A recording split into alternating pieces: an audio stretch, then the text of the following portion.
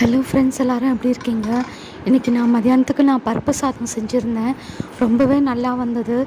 இது எப்படி செஞ்சேன்றதையும் நான் யூடியூப்பில் வீடியோ போஸ்ட் பண்ணியிருக்கேன்.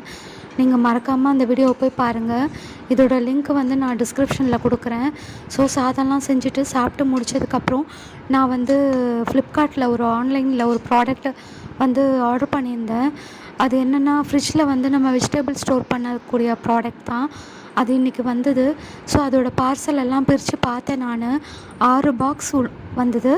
அது ரேட் பார்த்திங்கன்னா 368. எல்லா பாக்ஸுமே ரொம்ப சூப்பராக இருந்தது.